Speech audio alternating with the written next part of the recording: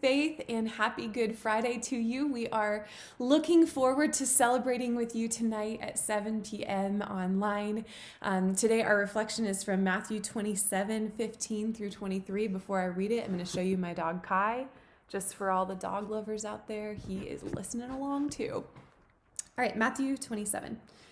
Now at the feast, the governor was accustomed to release for the crowd any one prisoner whom they wanted. And they had then a notorious prisoner called Barabbas. So when they had gathered, Pilate said to them, "Whom do you want me to release for you, Barabbas or Jesus, who's called the Christ?"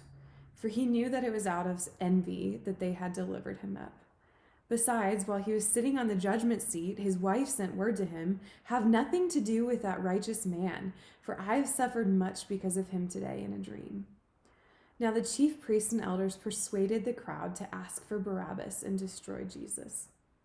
The governor again said to them, "Which of the two do you want me to release for you?" And they said, "Barabbas." Pilate said to them, "Then what shall I do with Jesus, who's called Christ?" They all said, "Let him be crucified." And he said, "Why? What evil has he done?" But they shouted all the more, "Let him be crucified." In this passage, there's a stark contrast between Barabbas, who is this notorious prisoner who murdered someone, and Jesus, who is described as righteous. And Pilate says, "What evil has he done?" and acknowledges that it was the envy of other men that delivered him over to be crucified. And it should just feel wrong to us, I know it does for me, to watch as this man who's a prisoner, who's a murderer, walks free, while the man who's perfect and holy and righteous is bound in chains and led away to his death.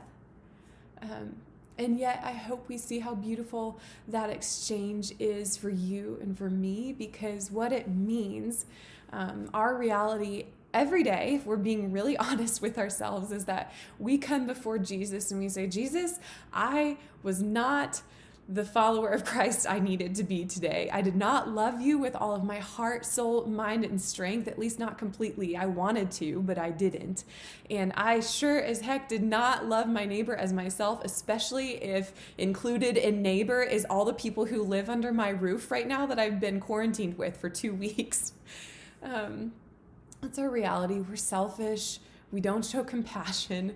We get angry. That's who we are as human beings. And yet our reality as children of God is that we are forgiven. Our slate is wiped clean, not only for today, but it has been for our whole past, and it will be for our whole future. And we walk away free despite our sin. And that's possible because Jesus was led away in chains and he died for us. And so the invitation for us on this Good Friday is to reflect on, yes, how much it cost Jesus to go to the cross on our behalf, but then for us also to walk away free, because that's our reality as children of God. Jesus was led away to die so that we could walk free. And so let's walk in that freedom today, even as we reflect on just what Jesus did for us. We look forward to reflecting some more tonight at Good Friday service at 7 o'clock, and we'll see you guys there.